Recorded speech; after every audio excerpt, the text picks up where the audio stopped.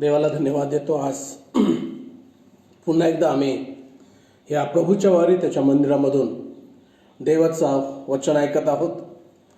Door of hope fellowship आशेचं द्वार सहभागिता या मंडळीमधून मी आपणा सर्वांना प्रभू येशूच्या नावामध्ये सलाम, शालोम, प्रेज द लॉर्ड आणि जय येशू असं म्हणतो।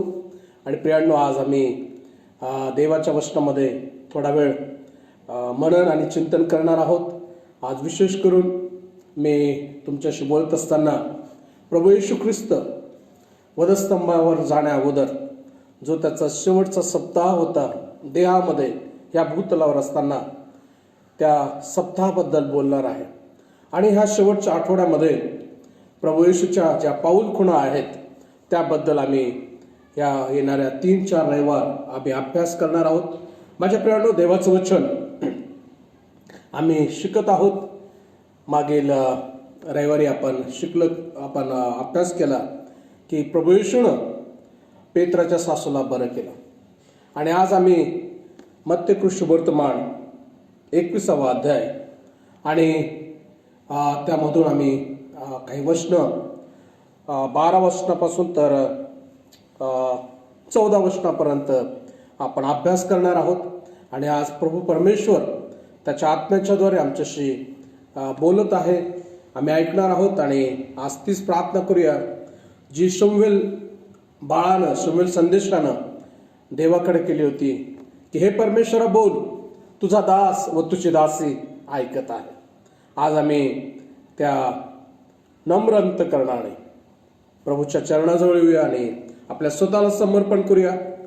आणि आजचं वचन हे आपल्या स्वतःसाठी, माझ्यासाठी, प्रत्येकाच्या वैयक्तिक जीवनासाठी हा प्रभू बोलत आहे। पुन्हा एकदा आजचा जो शास्त्र भाग आहे तो मत्ती सुवर्तमान 21वा अध्याय आणि वचन 12 पासून तर 14 वचनापर्यंत मी तुमच्यासाठी वाचतो। नंतर येशू मंदिरात गेला। मंदिरात जे क्रय विक्रय करत होते त्या सर्वांना त्याने बाहेर घालून दिले। सराफांचे चौरंग व कबुतरे विकणाऱ्यांच्या बैठकी पालत्या केल्या आणि त्यास म्हटले, माझ्या घरास प्रार्थना मंदिर म्हणतील असे लिहिले आहे, परंतु तुम्ही ते लुटारूंची गुहा करत आहात। मग आंधळे व लंगडे त्याच्याकडे मंदिरात आले आणि त्यांना त्याने बरे केले। माझ्या प्रियांनो, या ठिकाणी आपण पाहतो की प्रभू येशू ख्रिस्त यरूशलेममध्ये आल्यानंतर तो मंदिरामध्ये गेलेला आहे। आणि त्या मंदिरामध्ये त्याने जे दृश्य त्याच्या समोर होतं त्या दृश्याला पाहून किंवा जो प्रकार त्या मंदिरामध्ये चालत होता तो प्रकार पाहून प्रभू येशूला राग आलेला आहे, त्याचं मन दुःखी झालेलं आहे। कारण ह्या मंदिरामध्ये एक बाजारपेठ, हे जे पुढारी त्या ठिकाणी होते, जे मंडळीचे वडील आणि पुढारी होते, त्या लोकांनी मंदिरामध्ये ज्या ठिकाणी उपासना केली जात असे, ज्या ठिकाणी प्रार्थना केली जात असे, ज्या ठिकाणी देवाच्या वचनाची घोषणा केली जात असे, अशा जागेवर त्यांनी सर्व प्रकारचं, नाही का, जर योहानाच्या सुवर्तमानामध्ये आम्ही गेलो तर माझ्या प्रियांनो त्या ठिकाणी म्हटलेलं आहे, योहानाचं सुवर्तमान 2रा अध्याय आणि त्यातलं 13 योहान 2 आणि 2रा अध्याय 13-14 वचनामध्ये असं म्हटलंय, मग यहुद्यांचा ओलांडण सण जवळ आला व येशू वर यरूशलेमस गेला आणि मंदिरात गुरे, मेंढरे, कबुतरे विकणारे आणि सराफ हे बसलेले त्याला आढळले। तेव्हा त्याने दोऱ्याचा एक कोरडा करून मेंढरे व गुरे ह्या सर्वांस मंदिरातून घालून दिले। सराफांचा खुर्दाही ओतून टाकला व चौरंग पालते केले। आणि तो कबुतरे विकणाऱ्यांना म्हणाला, ही येथून काढून घ्या, माझ्या पित्याच्या घराची बाजारपेठ करू नका। माझ्या प्रियांनो, आपण पाहतो की त्या ठिकाणी गुरे, मेंढरे, कबुतरे असे सर्व विकणारे लोक बाजारपेठ त्या ठिकाणी मांडलेली होती। आणि प्रभू येशूला या गोष्टीचा क्रोध किंवा राग आलेला आहे। आणि आपण पाहतो की प्रभू येशूनं ते मंदिराचं त्यानं शुद्धीकरण किंवा स्वच्छता मोहीम त्याने त्या ठिकाणी राबवलेली आहे। माझ्या प्रियांनो, त्या मंदिराच्या बाहेर ह्या गोष्टीला जागा होती. जे गुरं ढोरं काही बकरे असतील किंवा पारवे असतील, कबूतर असतील, त्यांच्यासाठी मंदिराच्या बाहेर जागा होती. पण या अधिकाऱ्यांनी काय केलं, या वडिलांनी काय केलं, तर ती जागा त्यांनी मंदिरामध्ये आणले आणि मंदिरामध्ये अधिक पैसे देऊन हे सर्व विक्री करत होते.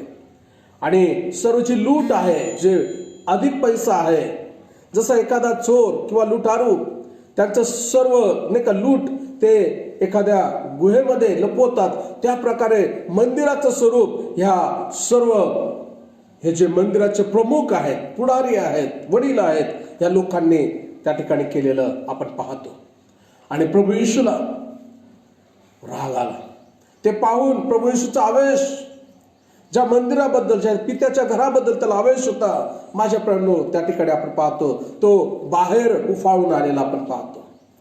हे जे क्रय विक्रय करणारे लोक होते, जे नाही का पैशाची देवाणघेवाण आणि वस्तूंची आणि सर्व प्राण्यांची देवाणघेवाण करत होते, या लोकांचा त्याला राग आला. कारण त्याने त्या प्रार्थना मंदिराला एका लुटारूंच्या गुहेचं स्वरूप त्यानं आणलं होतं. आणि म्हणून प्रभू येशू या ठिकाणी आपण पाहतो की त्यानं ह्या सर्व जे विकणारे लोक होते आणि विकत घेणारे लोक होते, जे काही त्यांचं होतं ते सर्व त्यांनी पालथ केलेलं आहे आणि त्यांनी सोटा काढून त्यांना बाहेर काढलेलं आहे. आपण या ठिकाणी पाहतो की पुढारी लोकांनी त्यांचा जो अधिकार होता, त्या अधिकाराचा त्यांनी चुकीचा वापर केला होता. क्रय विक्रयसाठी त्यांनी जी जागा प्रभूच्या आराधनेची होती, प्रार्थनेची होती, वचनाची घोषणा करण्याची होती, त्या जागेला त्यांनी बाजाराचं स्वरूप त्यांनी आणलेलं होतं. आणि देवाचं मंदिर हे जे देऊळ आहे, जे मंदिर आहे, ते परमेश्वराचं घर आहे. माझ्या प्रियानो, आज या मंदिराबद्दल बोलत असताना देवाचं वचन तुम्हाला आणि मला सांगतं, 1 कोरिंथीयांस पत्र 6 अध्याय, आणि जर तुम्ही माझ्यावर काढलं 1 कोरिंथीच्या 6 अध्यायामध्ये आणि वचन 18 आणि 19 मध्ये प्रभू स्वतः आपल्याला म्हणतो की 1 कोरिंथीयांस पत्र याचा 6 अध्याय 19 आणि 20 वचन मी तुमच्यासाठी वाचतो. तुमचं शरीर, तुम्हामध्ये वसणारा जो पवित्र आत्मा देवापासून तुम्हाला मिळाला आहे, त्याचे मंदिर आहे, हे तुम्हाला ठाऊक नाही काय? आणि तुम्ही स्वतःचे मालक नाही, कारण तुम्ही मोलाने विकत घेतलेले आहात. म्हणून तुम्ही आपल्या शरीराने देवाचा गौरव करा. माझ्या प्रियानो, ज्यावेळेस आम्ही यरुशलेमच्या मंदिराचा विचार करतो, यरुशलेमच्या मंदिराचा शुद्धीकरणाचा विचार करतो, या दिवसामध्ये अनेक लोक नाही का राखेच्या बुधवारपासून, मागील बुधवारपासून तर येणाऱ्या रिझरेक्टेड संडेपर्यंत, ईस्टर संडेपर्यंत अनेक उपवास आणि प्रार्थना करत असताना, आपल्या जीवनाचं अवलोकन करत असताना, पश्चाताप करून नाही का नम्र होऊन प्रभूकडं आपल्या चुका अपराधांची, दुष्कृत्यांची क्षमा मागत असताना, माझ्या प्रियानो, आज पुन्हा एकदा मला तुम्हाला रिमाइंडर करू द्या, मला तुम्हाला एक जाणीव करून द्या. कारण तुमचं आणि माझं शरीर हे देवाचं मंदिर आहे, असं देवाचं वचन तुम्हाला आणि मला सांगतं. आणि ह्या मंदिराची अवस्था आज कशी आहे? आपण यरुशलेमच्या मंदिराची परिस्थिती पाहिली, त्या ठिकाणी बाजाराचं स्वरूप आलेलं आहे, लूट त्या ठिकाणी चालू आहे. ज्या उद्देशासाठी मंदिर त्या सल्मोन राजानं त्या ठिकाणी बांधलेलं आहे, तो उद्देश बाजूला झालेला आहे. आणि लोक आणि ते अधिकारी आणि सर्व ज्यांच्याकडे अधिकार होता, त्यांनी त्याचा चुकीचा वापर केलेला आहे. तुमचं आणि माझं शरीर हे देवाचं आणि देवाने दिलेला जो पवित्र आत्मा आहे, त्याचं मंदिर आहे, असं देवाचं वचन तुम्हाला आणि मला सांगत आहे. आणि या शरीरानं देवाचा गौरव करावा, हा उद्देश आहे. माझ्या प्रियानो, आज मला तुम्हाला प्रश्न विचारायचा आहे, देवाचं वचन तुम्हाला आणि मला विचारत आहे की जे माझं शरीर आहे, या शरीराचा योग्य कारणासाठी उपयोग होत आहे काय? माझ्या शरीरामध्ये जर अयोग्य प्रकारच्या गोष्टी घडत असतील, जर प्रार्थना, आराधना, देवाच्या वचनाचं मनन आणि चिंतन आणि आज्ञापालन हे जर माझ्या जीवनामध्ये नसेल, आणि जर चुकीच्या गोष्टी माझ्या जीवनामध्ये असेल, तर आज हे माझं शरीर जे परमेश्वराचं पवित्र आत्म्याचं मंदिर आहे, त्या मंदिराची आज शुद्धीकरणाची गरज आहे का? तुम्हाला आणि मला याची सतत जाणीव राहते का की माझं शरीर हे पवित्र आत्म्याचं मंदिर आहे?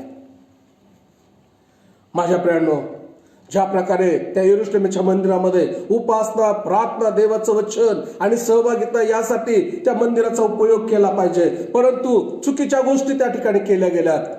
माझ्या शरीरामध्ये देखील जे देवानं स्वतःच्या रक्ताने विकत घेतलेलं आहे. कारण देवाचं वचन 1 कोरिंथ 6 आणि वचन 20 मध्ये म्हटलं की तुम्ही मोलाने विकत घेतलेले आहात. तुमच्या शरीरासाठी आणि माझ्या शरीरासाठी, तुमच्या आत्म्यासाठी आणि माझ्या आत्म्यासाठी प्रभू येशू आपल्या स्वतःचं रक्त त्या वधस्तंभावर सांडलेलं आहे. आणि म्हणून जर तुमचा माझं शरीर आणि आत्मा प्रभू येशूने त्याच्या रक्ताने विकत घेतलेला आहे, तर आता या शरीरावर, या आत्म्यावर, या मनावर आणि या इच्छेवर आता आमचा अधिकार नाहीये, तो देवाचा आहे. आणि म्हणून या शरीराच्या द्वारे माझ्या देवाचं गौरव होतं का? माझं शरीर हे पवित्र आत्म्याचं मंदिर आहे. आणि माझ्या प्रियांनो, या शरीरामध्ये देवाचं कार्य, देवाचं गौरव हवं यासाठी पवित्र आत्मा तुम्हाला आणि मला सामर्थ्य पुरवतो असं देवाचं वचन सांगतं.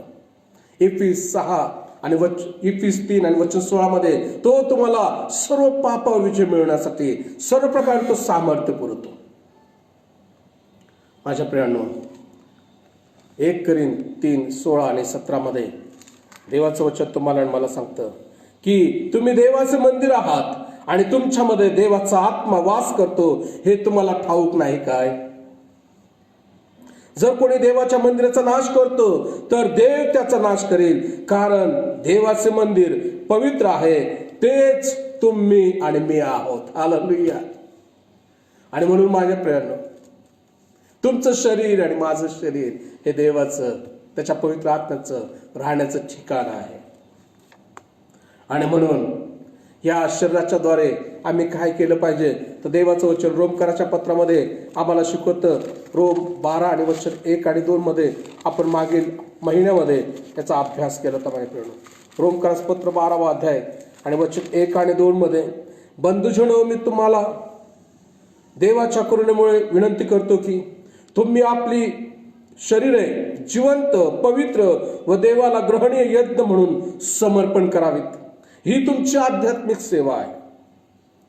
प्रथम आम्ही आमच्या शरीराचं, ह्या जिवंत शरीराचं देवाला एक ग्रहणीय यज्ञ, त्याला मान्य होईल असा यज्ञ म्हणून आपण त्याला समर्पण केलं पाहिजे, परिपूर्ण समर्पण. आणि देवाची उत्तम, ग्रहणीय व परिपूर्ण इच्छा काय आहे हे तुम्ही समजून घ्यावे. म्हणून या युगाबरोबर समरूप होऊ नका, तर आपल्या मनाच्या नवीनीकरणाने स्वतःचे रूपांतर, ट्रान्सफॉर्मेशन, आपल्या जीवनाचं रूपांतर. माझ्या प्रियांनो, आणि म्हणून तुमची माझी आध्यात्मिक सेवा या शरीराच्या द्वारे देवाचा गौरव केव्हा होईल? ज्यावेळेस ह्या शरीरातून, ह्या आत्म्यामधून परिपूर्ण समर्पण देवाला होईल. आणि आपल्या जीवनाचं, आपल्या मनाचं, आपल्या विचारांचं, आपल्या स्वभावाचं ज्यावेळेस ट्रान्सफॉर्मेशन, त्याच्या चारित्र्याप्रत, त्याच्या स्वभावाप्रत आमची वाटचाल होणं गरजेचं आहे. आणि म्हणून आज आम्ही हा यरूशलेमच्या मंदिराचं जे शुद्धीकरण आहे, त्यासोबत आम्ही आपल्या जीवनाचं, आपल्या शरीराचं शुद्धीकरणाचा आम्ही विचार करणार आहोत. Temple can be abused. मंदिर भ्रष्ट होऊ शकतं. जसं यरूशलेमचं मंदिर भ्रष्ट झालं माझ्या प्रियांनो, तसं तुमचं आणि माझ्या शरीरामध्ये देखील भ्रष्टता येऊ शकते. ज्या शरीराच्या द्वारे, आत्म्याच्या द्वारे देवाचा गौरव होत नाही, देवाची इच्छा पूर्ण होत नाही, देवाच्या वचनाचं आज्ञापालन होत नाही, ते शरीर भ्रष्ट झालेलं आहे. आणि म्हणून आज आपल्या स्वतःच्या शरीराच्या मंदिराबाबत आपण विचार करणार आहोत. माझं शरीर हे जगिक गोष्टीमध्ये या युगाबरोबर समरूप झालं नाही ना? फिलिप्पियराचं पत्र 3 अध्याय आणि वचन 18 आणि 19 मध्ये म्हटलं आहे की काही विश्वासणारे लोक, काही असं नामधारी लोक आहेत की जे वधस्तंभाचे वैरी आहे म्हणून असं आपलं जीवन जगतात. फिलिप्पियराचं पत्र 3 अध्याय आणि वचन 18 आणि 19 मध्ये असं लिहिलेलं आहे. फिलिप्पी 3 अध्याय आणि वचन 18. कारण मी तुम्हाला पुष्कळ वेळा सांगितले व आताही रडत सांगतो की पुष्कळ जण असे चालतात की ते ख्रिस्ताच्या वधस्तंभाचे वैरी आहेत. नाश हा त्यांचं शेवट, पोट हे त्यांचं दैवत आणि निर्लज्जपणा हे त्यांचे भूषण आहे. त्यांचे चित्त अहिक गोष्टीमध्ये म्हणजे जगिक गोष्टीमध्ये सदैव लागलेलं असतं. आणि म्हणून माझ्या प्रियांनो, जर तुम्ही आणि मी जर देवाच्या नाही का पवित्र आत्म्याच्या मंदिराचं जर आम्ही आपलं शरीर आहे, हे शरीर त्याचं मंदिर आहे, त्याचा आत्मा आमच्यामध्ये वास करतो, तर माझ्या प्रियांनो लक्षात ठेवा, तुम्हाला आणि मला त्या वधस्तंभ म्हटलेल्या त्या जागेवर तुमचं आणि माझं पूर्णपणे समर्पण होणं गरजेचं आहे. वधस्तंभाचे वैरी असं म्हटलेलं आहे, म्हणजे अजून देखील ते देहामध्ये जगणारे आहेत. त्यांनी आपल्या स्वतःचं संपूर्ण समर्पण केलेलं नाहीये, फक्त नावानं आणि ते ख्रिस्ती आहेत, परंतु त्यांची कृती, त्यांचे शब्द हे त्या जगामध्ये राहणाऱ्या वधस्तंभ रहित जीवन, ख्रिस्त विरहित जीवन जगत आहेत. आणि जर असं असेल तर आज ह्या भ्रष्ट झालेल्या ह्या शरीररूपी मंदिराला आपण प्रभूच्या हातामध्ये समर्पण करूया. माझ्या प्रियांनो, ही वेळ आहे आम्ही आमच्या ह्या शरीरामध्ये असलेलं जो पवित्र आत्म्याचं मंदिर आहे त्याचं परिस्थिती कशी आहे, त्याला पुन्हा एकदा स्वच्छ करण्याची गरज आहे का? त्या शरीरामध्ये एक रिस्टोरेशन करण्याची गरज आहे का? त्या शरीराला शुद्ध करण्याची गरज आहे काय?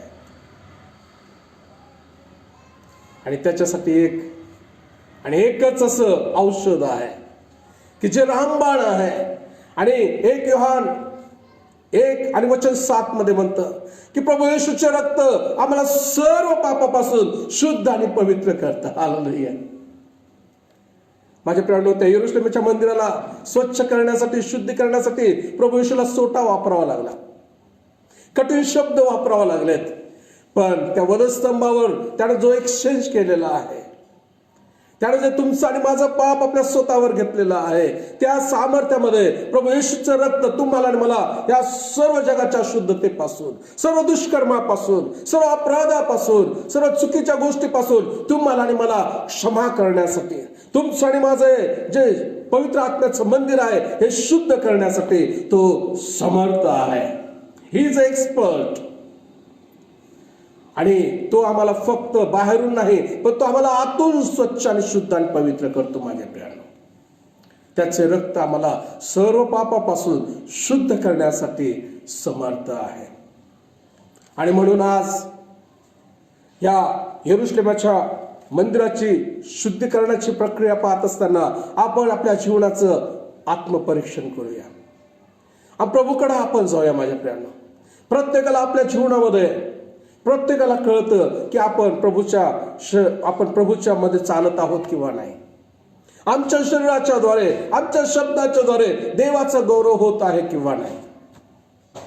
देवाचं वचन तुम्हाला आणि आम्हाला असं म्हणतं, जर माझ्या करण्याच्या द्वारे आणि बोलण्याच्या द्वारे जर देवाचा गौरव होत नाही तर ते देखील पाप असं आहे.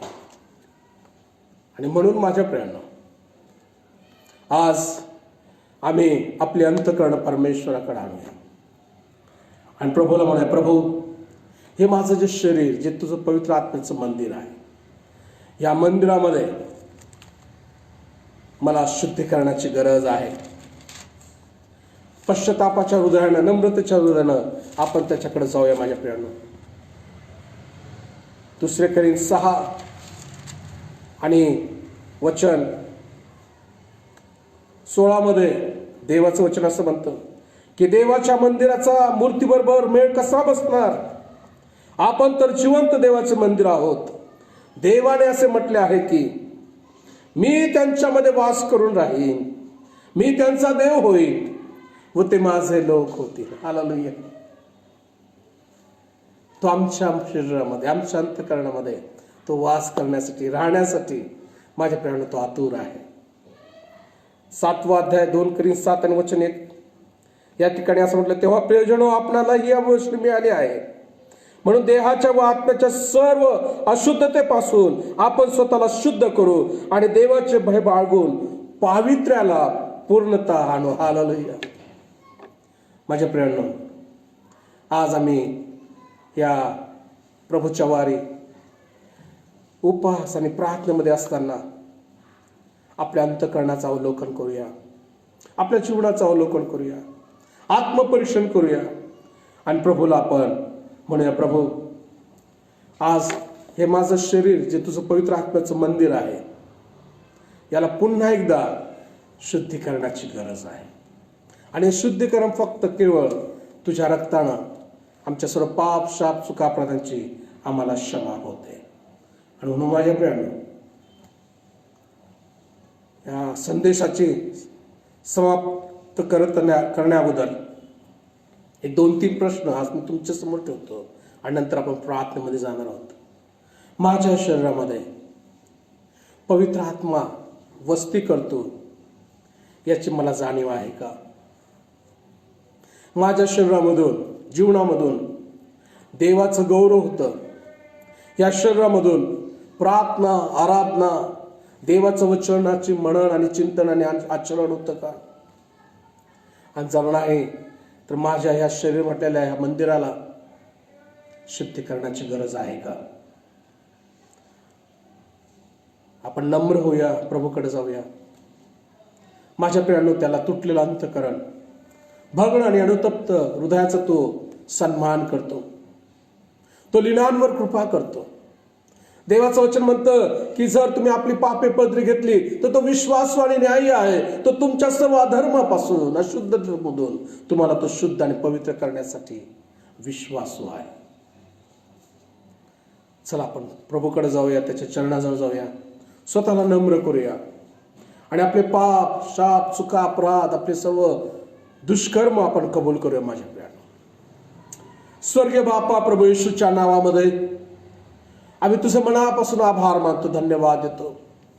या भूतलावर तुझा वधस्तंभावर जाण्याचा जो शेवटचा सप्ताह होता, त्या सप्ताहामध्ये प्रभू ज्या ज्या गोष्टीमध्ये, प्रभू ज्या घरामध्ये तू गेला, ज्या मंदिरामध्ये तू गेला, ज्या गावामध्ये तू गेला, प्रभू त्याचं मनन चिंतन आम्ही करत असताना परमेश्वरा, आज आम्ही पाहिलेलं आहे यरूशलेमच्या मंदिराचं शुद्धीकरण प्रभू.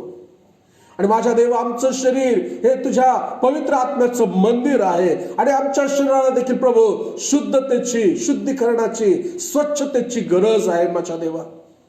आणि 1 योहान 1:7 प्रमाणे प्रभू तुझं वचन आम्हाला सांगतं की प्रभू येशूचे रक्त आम्हाला सर्व पापापासून शुद्ध आणि पवित्र करतं.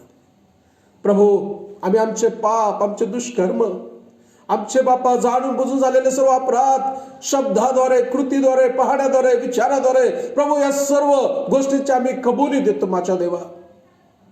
आम्ही आमच्या पदरामध्ये सर्व पाप घेतो आणि प्रभू म्हणतो की आम्हाला या सर्व अशुद्धतेपासून, या सर्व पाप चुका अपराधापासून प्रभू तुझ्या रक्ताने तू शुद्ध पवित्र कर माझ्या देवा.